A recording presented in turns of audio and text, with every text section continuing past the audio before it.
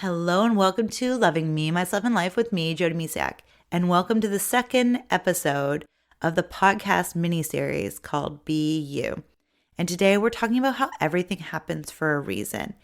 Embrace it, learn from it. So this actually this episode was inspired by a conversation I had a while back with somebody where we were talking about how life took them on a path that, it didn't seem good at the time, but then it happened for a reason. And I was sharing how certain things in my life also might have seemed bad at the time or frustrating or not great. And really beautiful things came out of it. That if that one thing didn't happen, it probably wouldn't have led me to where I am today.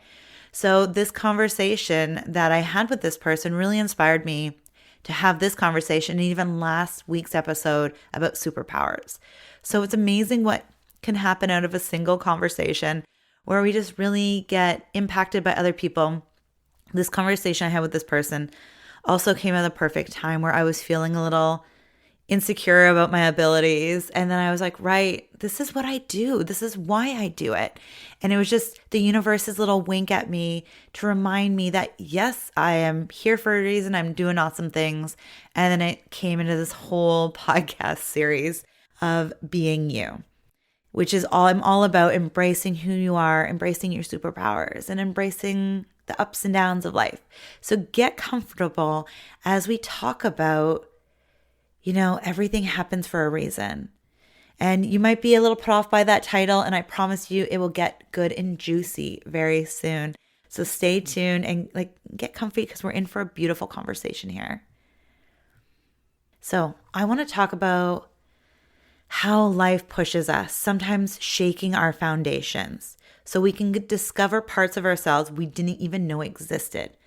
I'll share stories from my life, practice ways to move through loss and change, and some invitations for you to notice when the universe might be nudging you towards something awesome.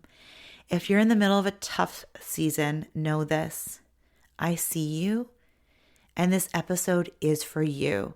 Imagine me giving you this beautiful, warm, loving hug right now, supporting you and holding space for you right now, because that's what this is about.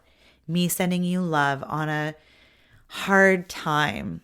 And I know that life can be amazing, but at the same time, I know with amazing, there can be some really tough seasons. So I see you and I hold space for you right now. Okay, so this idea that everything happens for a reason. Let's unpack that phrase that gets tossed around a lot. Okay? So let's say it again. Everything happens for a reason. So that might sound good and dandy. It might be easy for me to say right now when I'm on the other side of something. But honestly, it can seem too casual when you're in the thick of it, the muck and the dirtiness of everything, the heaviness of life. But what I'm talking about is I want us to be in this moment, to sit in a more grounded, compassionate version of this, to understand, things do happen.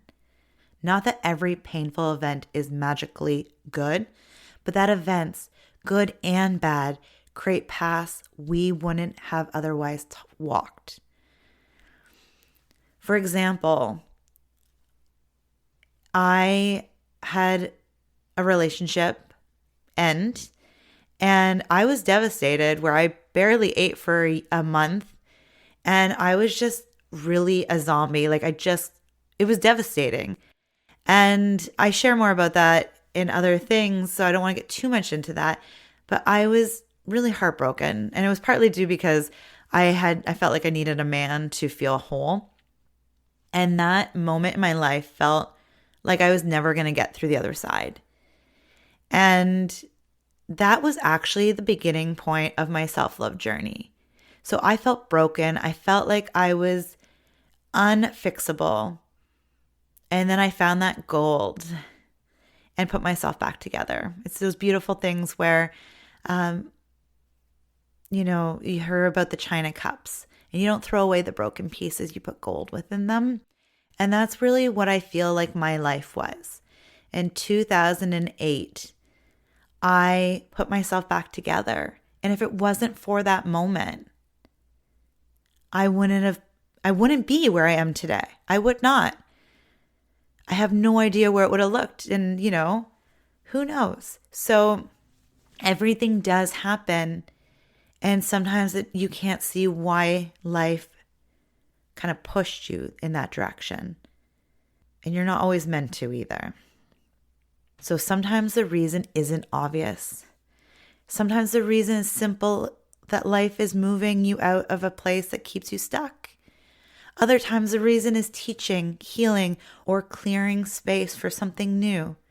And often the reason reveals itself only after time, after reflection, after healing, after the dust settles. So I actually remember losing my job back in 2010. At the time, I felt devastated. I felt betrayed by the circumstances. I worked for that company for so many years, giving so much time. I was heartbroken, even though I had feelings that it might happen at some point. Like deep down, I knew it was coming. It's one of those things that you look at later, but I was shattered. But now looking back, I can see how that job was holding me in place. I was actually trying to leave that job at the time, but nothing was working. I was interviewing, and I was, I had a safe job. So I kept myself safe. So I was searching for like months or possibly over a year. Then life decided to say, enough, I'm getting you out. That forced me to do things I would not have done otherwise. So that's one way the universe moves. It removes what's comfortable, but no longer serving us. Painful in the present, but in the long run, there's something magical in the works. Okay, so I want to jump back to the first story I shared about with a relationship ending, because there was another beautiful thing that happened. So after I felt devastated, I grieved. I went through the whole process that many of us do when something ends: confusion, sadness, questioning. And then something beautiful happened. Like I said, I went on my self-love journey, but a year later, I met my husband. And here's the kicker. I actually had seen him in the same dance studio for years before, but I was focused on so many other things in my life. He was there in the background of my life while I was in other relationships or, going on different adventures. I was preoccupied with different parts of myself. But there he was for like years at the same dance studio that I was teaching at. I just never really ever talked to him. So if that breakup hadn't happened, if I hadn't had the time to step back and really get to know myself, I wouldn't have been ready to recognize what or who was right in front of me all along. Heartbreak created space for self-discovery. The breakup taught me what I wanted and who I wanted to be with. The painful ending made way for a truer start. This isn't about romanticizing pain, by the way. The pain was real. The loss was real. But even in heartbreak, there can be clarifying light. We learn who we are when the noise of the relationship clears. And the clarity can lead us to the person or path that fits us better. Now, I want to be very clear about something. There are events in life that are beyond the scope of lessons or growth talk. The death of a loved one, traumatic events, or losses that leave deep wounds. Words like reason can feel cold or dismissive. If you're listening right now and you're carrying such grief, I don't have a tidy answer for you. And I don't want you to minimize what you're going through. Grief is something that people can't put a timeline on. So this is a conversation about other things: job loss, relationship loss, things like that. So if you're going through something that is very, very traumatic right now, please reach out for support. There's power in community, in therapy, in trusted friends and family.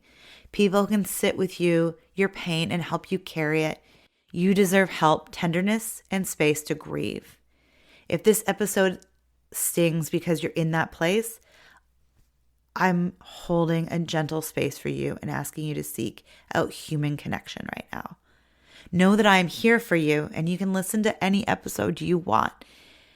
But this is a conversation And maybe you need a little bit more extra love and support right now. So what I do want to speak to in practical terms are the kinds of losses that are devastating, but not normally so traumatic, like life-ending traumatic. So I'm talking about breakups, like I mentioned, job loss, bankruptcy, or seasons where you can't get out of bed for days or weeks. These are heavy and they change us. They often come with crippling self-doubt, shame, or fear about the future. If you're in the middle of something like this, know two things. It's okay to sit in this pain. Don't rush the process because of pressure from others or because you think you should be over it. And second, there is often possibility on the other side of all that pain. Something beautiful can be waiting once you're done the work of feeling, learning, and choosing again. So how do you move from devastating to discovery?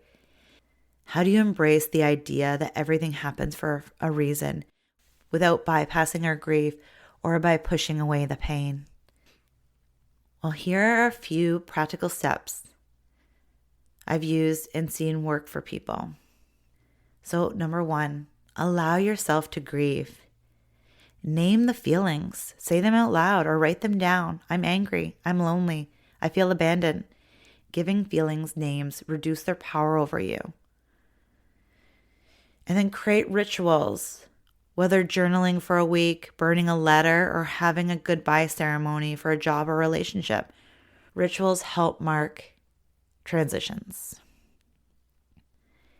So I want to, stop here for a second and really just, it's okay to just feel. Like, give yourself a day, a week, whatever you need to feel that before even going into this step 1. Like allowing yourself to grieve. Like you can just be in that moment. Maybe you need to watch something that makes you feel good and just not even feel it yet. Just be there. Let your wounds heal a little first. And then go into the naming and the writing and the journaling. And then eventually when things feel somewhat manageable, that's when you can start picking up the pieces. But a goodbye ceremony or a ritual might take a little bit of time depending on what has happened. So I just want you to be aware of that. Like there is no timeline here. You set the timeline. You are in charge of that. 2, practice radical self-compassion.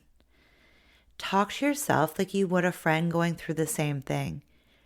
This is not the time for self-criticism. Yet, a lot of the time, that's what we do. A relationship ends and we blame ourselves for not doing better, for being better, or being a different person. So it's just noticing when you beat yourself up and try to look from an outward perspective in and give yourself some love in that moment. It wasn't your fault. It just didn't work out. And then small acts of care go a long way. So good sleep, nourishing food, a walk, gentle movement, something that's just comfortable, like a ritual that's comfy and cozy. Maybe it's just curling up in a blanket and having a cup of coffee or tea in the morning. So just knowing that these aren't indulgence. There's these little small things to say, I love you still. Like, I know you're going through stuff. Like, so it's having those little moments, those little self-love acts of awesome. And I know that it can be hard to sleep when things are going hard. It's just, those little pockets of times that you try your best. And then 3, give it time. But don't wait passively either. And I say this with love, so much love. Time helps reveal patterns and perspectives, but time alone is not enough. It's important to use this time intentionally, learn something new, take small steps towards what you want, or simply rest until you have more energy. So for example, after the breakup, I actually decided I wanted to try something new. So I signed up for a yoga class. And that was the start of a really beautiful moment because that's really where I reconnected. That's really the start of my self-love journey and my yoga practice journey, all the things. It was a beautiful moment. But I decided I'm going to sign up for yoga. It was at the gym that I was going to. I'm like, let's do it. And it was really those little baby steps take you where you need to be. So I was having a hard time meditating at home, but then in tying it with my yoga practice was a really beautiful thing. And having a teacher guide me and walk me through it was just really incredible. And then it's beautiful how life works out. So I'm trying to share this because I want you to have hope. If you are going through something hard or heavy right now, I want you to know that I have been there. There's still times in my life where I've had moments. I lost a couple of years of my life where I couldn't get out of bed because I was so sore. My body just did not love me. Okay, it loved me, but I wasn't loving it back in the right ways. Anyways, I hear you though, and I see you. I really do. And I want to share this with you because there's beauty in these moments, these little tiny things. So I signed up for yoga, and then at some point later on, like I was going and I was doing kickboxing, and I had a solid routine.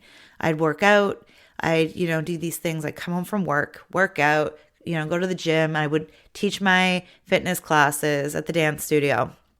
And then I'm, trying to embrace myself, learn about myself. I'm kind of a planner, and when things would go against my plan, I get a little annoyed or even more like frustrated and angry. But at one point, my yoga class changed. I can't remember what day it was. I feel like it was a Tuesday and it got moved to a Wednesday or something. And I was a little put out. I'm like, God, they moved my yoga class. I have a routine, people. And then I'm like, you know what? It's okay. I was learning to embrace the flow and the changes of life, and things happen. And I was like, hey, go with the flow, Jody. I give myself little pep talks. And this is like back in 2008. Actually, no, it'd be the beginning of 2009. So my yoga class changed. So I'm like, okay. I knew that the dance studio offered classes, and because I taught there, I could take classes for free. So I looked at what classes were offered, and it was salsa dancing. I'm like, oh, I've always wanted to try salsa. So let's try it.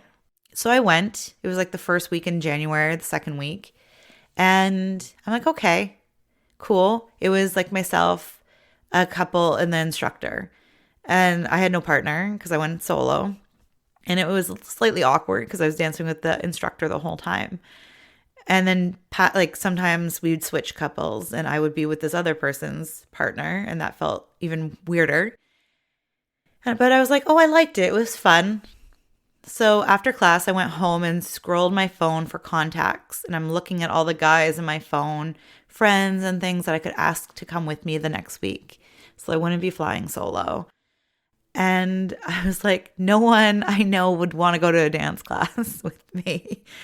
I could talk them into it, but then I'd have to pay for them. And I'm like, I'm already taking this and it's free for me. So why? Anyways, so I decided to go again by myself the second week. So this is January 14th, 2009.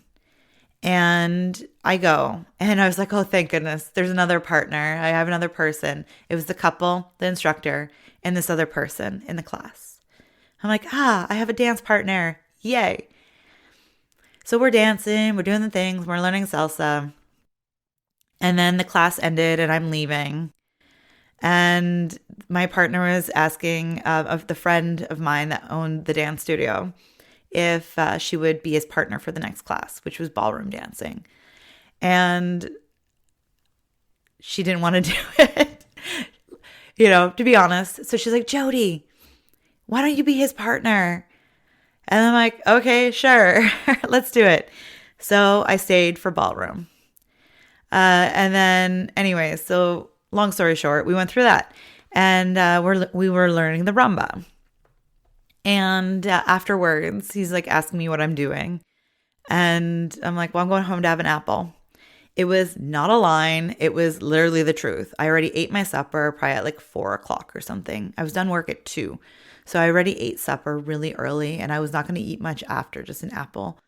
And just to give me a little something to get me through, because I had to work at 6 o'clock in the morning. So I was going home to go to bed.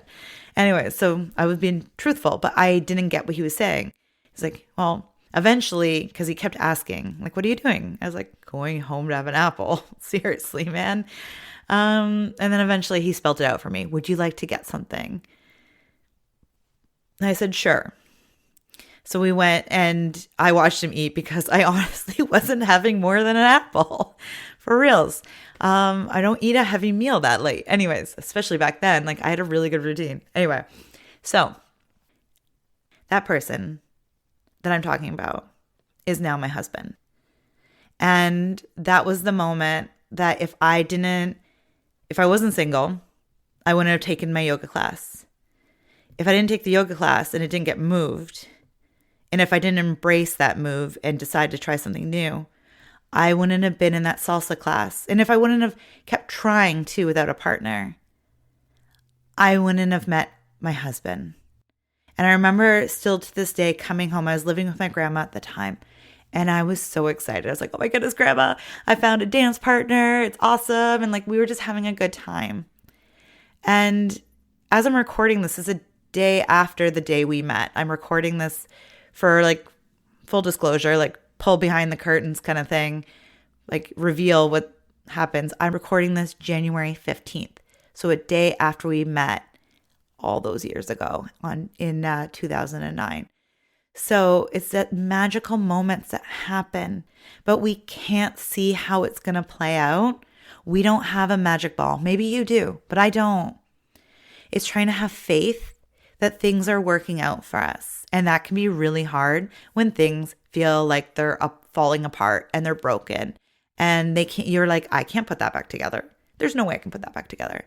It's not going to get put back together the same way it was before. But as you learn and grow and expand and really get to know yourself, you will be put back into a shape that is even better than before. And I hope you really understand that. And I know like if you are literally in that season of heartache right now or pain and frustration and you can't see the way out, it might be hard.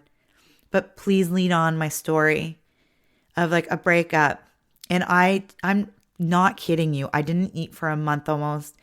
I had some it was really bad. I'm not going to go too much more into that story right now, but it was a really bad time and a dark moment for me.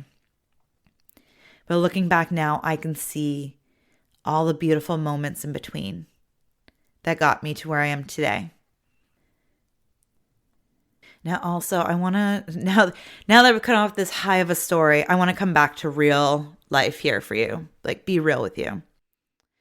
If this hurt keeps you immobilized for months, please consider reaching out to a therapist or a coach who can help you move through it. In my story, I didn't share. I was also working with a therapist at the time. I couldn't even be open with my grandma. I was just like, I'm going out for a while. I didn't share because my family never talked about feelings. And it felt weird to be feeling so crappy. And now for me, I didn't do anything but talk. He was a person I just leaned on for talking all my feelings out. And eventually I realized, okay, I talked myself to a place that I feel okay again. So it really depends, but like know that other people are there for you too. You don't have to go through this heaviness, this darkness alone. So you can reach out to a therapist, a coach, or who can help you and move through it. Okay, now let's move on to number 4. Reframe the narrative when you're ready. So you ask yourself, what did this experience teach me? What would I do differently next time? What did I discover about myself? So I want to go back for 2 seconds, a little hop, step, and a jump. Reframing only happens when you're finally to a place of, it's the grief and it's coming out of it a little bit enough to like acknowledge that it happened and then ask yourself those questions. So again, I'll repeat them. What did this experience teach me? What would I do differently next time? And what did I discover about myself? So reframing isn't about pretending it was all good. It's about noticing growth and really discovering that wisdom without minimizing the pain. That pain's real. It is absolutely real. But then it's taking those moments of awareness of like, oh, and sometimes this part takes a little longer to get to, but other part, maybe it doesn't take as long. We're all different, and that's okay. So there's, again, no time frame limit here at all. So then, number 5, explore and experiment. This is a time to try things on. If you've lost your job, experiment with hobbies, side projects, or classes. Maybe, apply for a job that you might have thought, wasn't for you, but maybe you're discovering that maybe it is. Give it a chance to kind of look for something new. If you've ended a relationship, explore new social circles, new ways of being alone, and new hobbies. Maybe it's time to go on a date with yourself. Maybe you've been too busy. Just have a look at different things. Like I said, I tried different classes, and it was a lot of fun. You also don't need to commit to long-term solutions right now. Just short experiments. Just see what you like, what's fun, what are your strengths? What's your next moves? Like maybe you're like me and you've always wanted to try a certain dance class.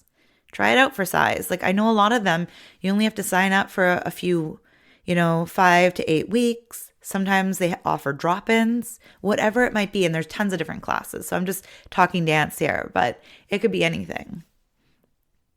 And then number 6, like I mentioned last episode, community. Lean into community. Tell trusted people what you need. So maybe you just need somebody to listen to, like shoulder to lean on, or like an ear to listen to. I'm really good at that, by the way. I love listening. Or maybe you need something that makes you laugh. Maybe you just got to go do something fun or distraction. Maybe you need to watch like a fun comedy right now just to kind of get you out of the negative vibes for a little bit, just to feel more human for a minute. That's okay too. But just, build community, someone to listen to you and your needs. So sometimes when we isolate ourselves, the pain can feel even heavier. And then bringing connection can just help us with a different perspective, and it can help with healing. And sometimes just saying the things we're thinking to ourselves all day long out loud allows it to leave our bodies. So if you don't have a trusted person and you don't really want to share it out loud, I also encourage journaling, writing it all down. When you let it go and write it out, either talk it out with somebody or write it out, you're letting those feelings out of your body so they don't hold you down so much anymore. Will it go completely away? Probably not, but it helps you lessen the load. Your shoulders are probably holding so much weight right now, and it's just letting that go by sharing it either with somebody or in a journal. And then 7, notice the small signs and synchronicities.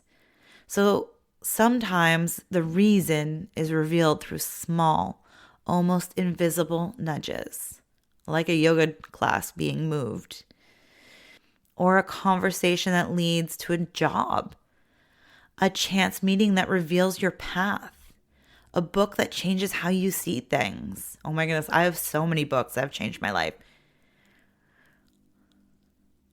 So pay attention to these small little synchronicities. Maybe something pops up. I'm hoping that this podcast just popped up and this is what you needed to hear today. This is signposts leading you on your journey of healing and self-discovery. I have so many beautiful people in my life that have helped me. Louise Hay, Dr. Wayne Dyer, Robin Sharma. They're all amazing people that have written books, that have supported me on my journey and have helped me. I have way more authors, but those are 3 that I can just really... Oh, Gabby Bernstein. Can't forget her. The Super Attractor really did shift my way of thinking about things. It actually helped me move to the Sunshine Coast. So watch for signposts in your life and allow the universe to help you and guide you along the way. You're never alone in this world. So if you listened to the last episode, I had a conversation about superpowers. Sometimes the reasons things happen is to reveal our superpower you didn't even know you had. And that conversation I was talking about earlier on in this episode, I was literally helping someone through an issue and realized that part of my gift is holding space and clarifying things for others. That moment reminded me that our struggles often shape our abilities. So when you lose something or when the universe nudges us onto another path, new capabilities emerge. Patience, boundary setting, emotional intelligence, resilience, the ability to listen deeply, or a knack for creating structure. Our superpowers don't always feel glamorous.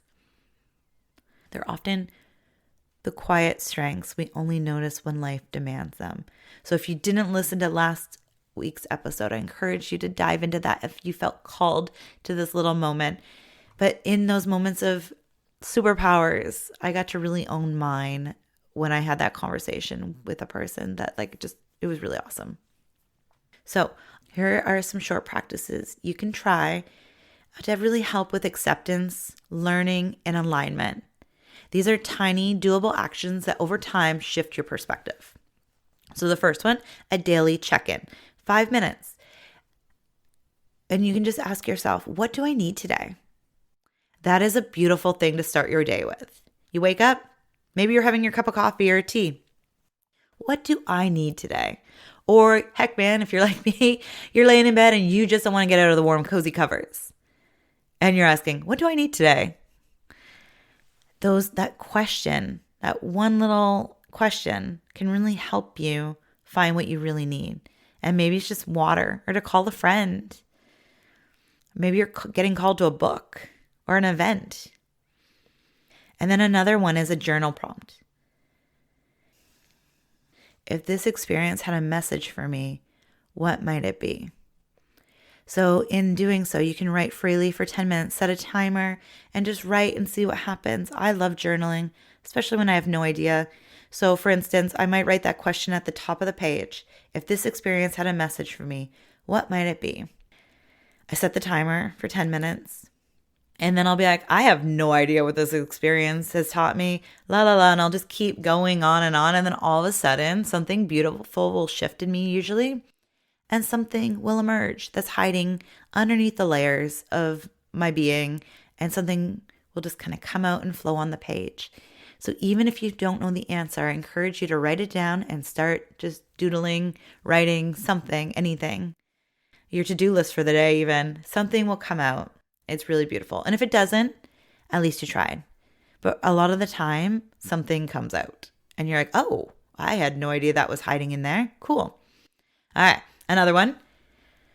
Gratitude and truth. So naming one thing you're grateful for and one hard truth you're holding. This balances perspective without denying pain. So you can be like, I'm really grateful for my job. It pays the bills. But it's keeping you away from your kids or whatever it might be. Maybe it's not the job that maybe it doesn't light you up, but it's, different things. Or say a relationship ended.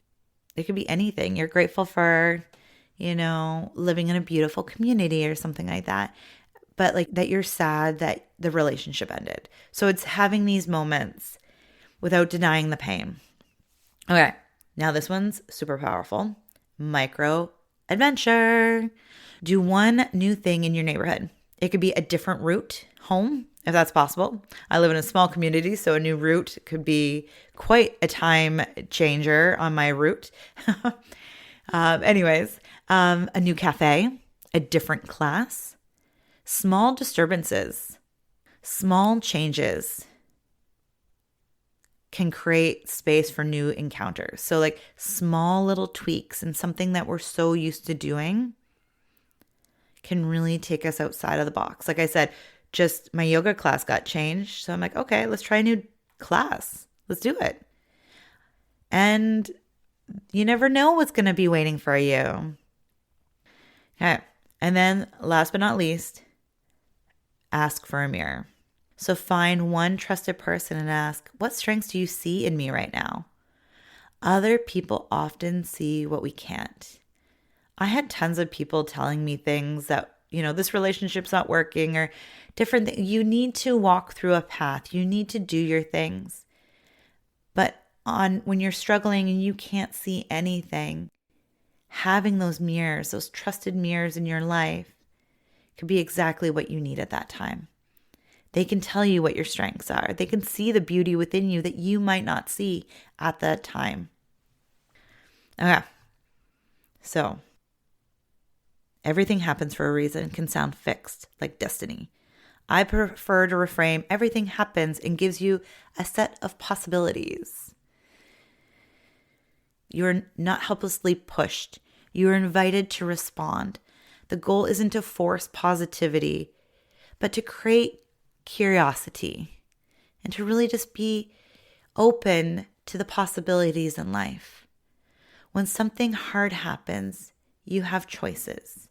You can remain stuck, you can numb out, or you can engage with the pain and really learn from it. Most of us move between these modes. That's okay. The invitation is to choose curiosity and compassion as much as you can. Sometimes we resist the nudge life gives us. Here are some signs you might be resisting. You replay the past constantly without taking steps to change the present. You feel stuck in the same patterns despite evidence they aren't working. You refuse to consider that your life could look different, even when possibilities appear. You find yourself envying others instead of exploring your own path. If you notice resilience, try to shift one tiny habit this week. Move towards curiosity. Ask, what's the smallest step that aligns me with the life I want? So let's be honest. Growth takes time. It's rarely linear. You have days where you feel joyous and days where you feel like you've taken 2 steps back. That's normal. I have those days too. The key is persistence, not perfection. So I'd like you to ask yourself, what would help you keep going when you feel like giving up? Make a list. You can make a playlist of music. I love music, so I have tons of different playlists. A friend to text, a mantra, a small action. You can even have rituals or self-care or self-love practices.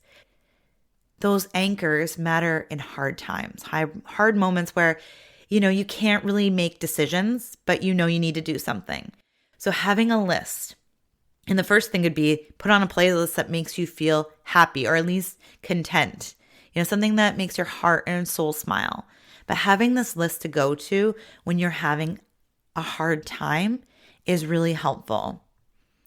Like I said, I have playlists for everything. I love music. Okay, so here's the thing.